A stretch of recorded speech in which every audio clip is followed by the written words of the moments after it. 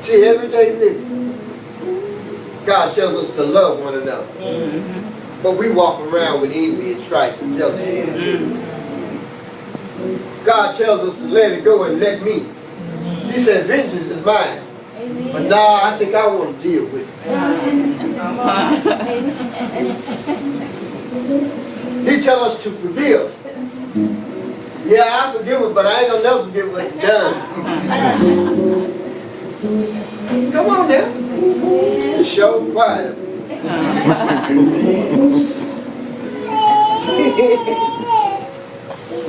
He said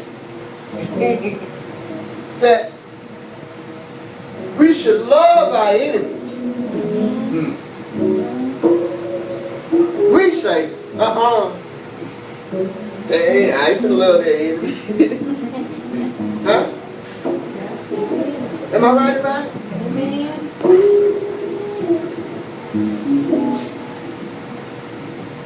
See,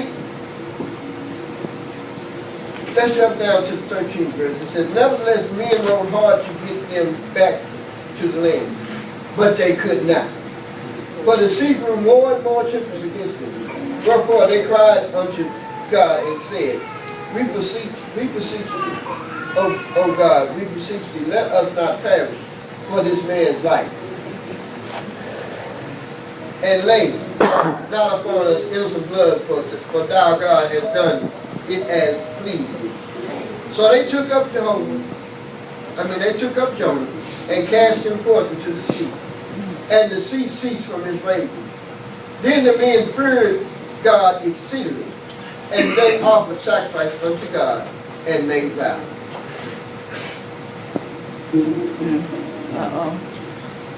Somebody say amen. Amen.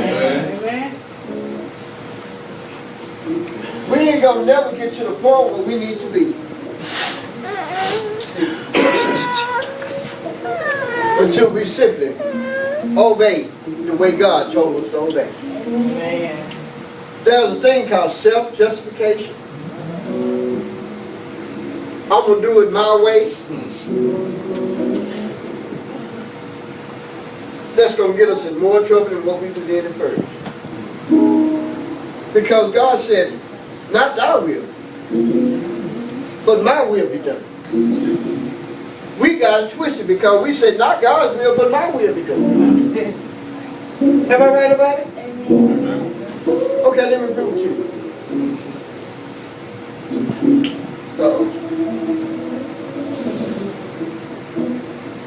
Pastor.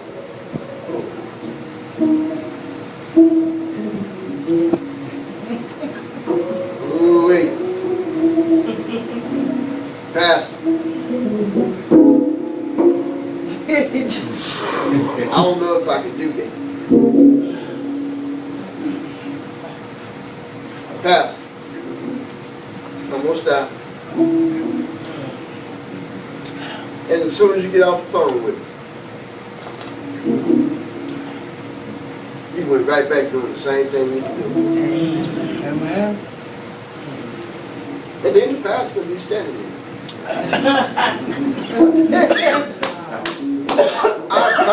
I've been right there in speaking. I said, where you at? Oh, I'm at home. And then I heard that better station 2 miles. Oh, Pastor.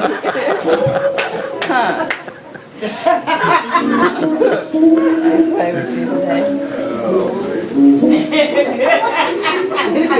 I can be standing up next to you and I smell all the booze and you've been drinking. No! No, Pastor, I ain't been drinking. Amen.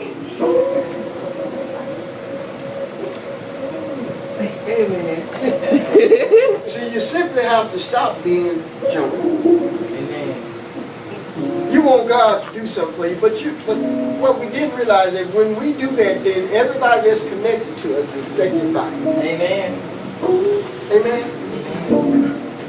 Now see, I don't know if y'all noticed on last night, but when we was at the soccer stadium, I think because certain people wasn't there, seemed like things went a lot smooth. Amen.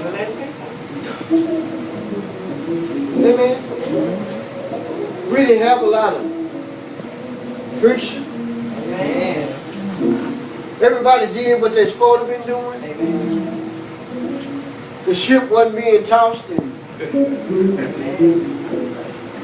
although I keep telling Cleo, bang back, man. Bang back. You know. But then he did obey. Amen. See, in this text in Jonah, God gave him a simple task and he made it whole. And that's what we do today. God tells us to do something one way.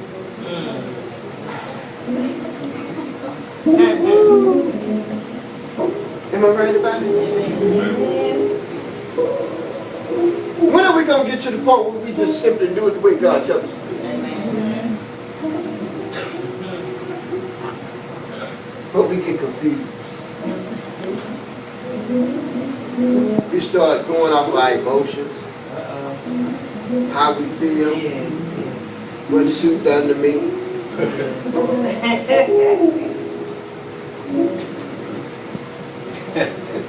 Am I right about it? Amen.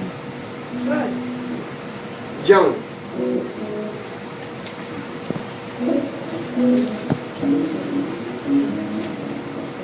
So I'm here to encourage you this morning. There's a well waiting for each and every last one of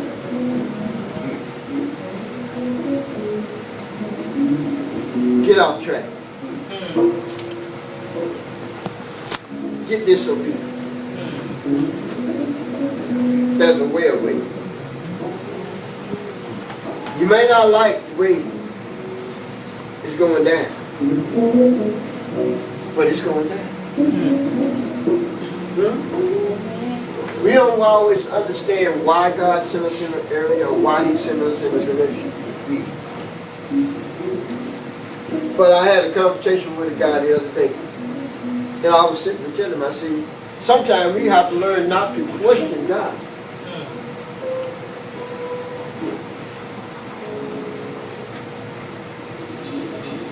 Why you want me to go there, love? Why you want me to deal with Cleo? Why you want me to keep letting Arlene do what she do? Huh? Why you let Penny keep on talking all that trash? But instead, if we just ask God a question, God, how you want me to deal with Cleo? Amen. God, how you want me to treat him? Do you want me to give him a second chance?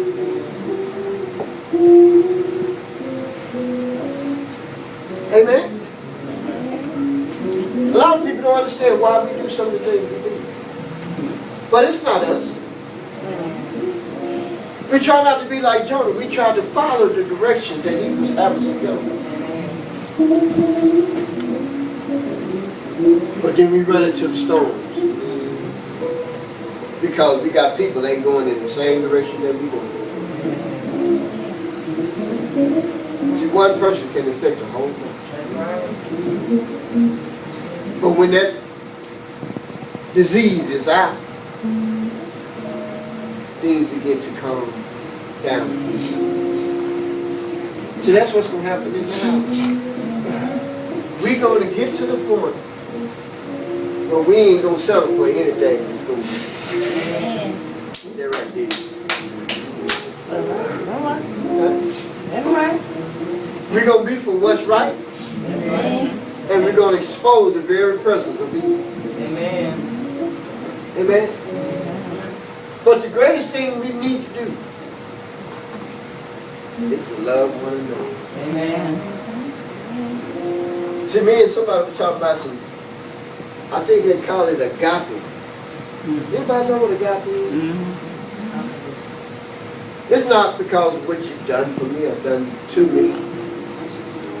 It's not because you got something I want. It's simply because I have the love of God in my heart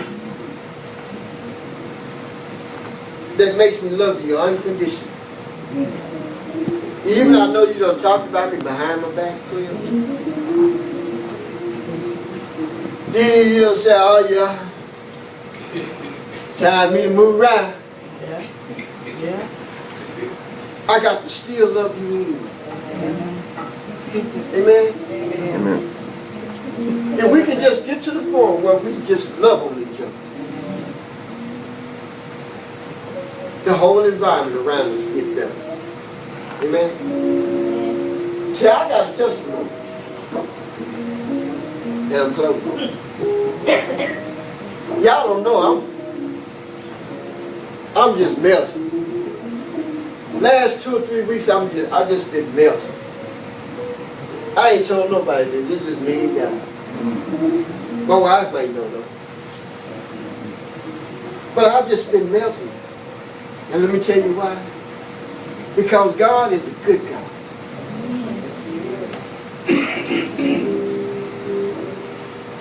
The Bible says He can do abundantly and above all that we can ask or think. When I get up in the morning, I get in my truck and I go to the job and I see one brother with a messed up foot. And I see another brother that was on his sick bed, his deathbed. And we side by side. I don't count nothing that I did, I counted God. See, only God can do something like that. Amen. He can open up doors that couldn't be opened. He can calm any storm that may have been raging. But most of all, He's a reconciliation God. Amen. He repairs relationships. Yes, He does. He restores love in families. Yeah. He mends the broken heart. Yeah.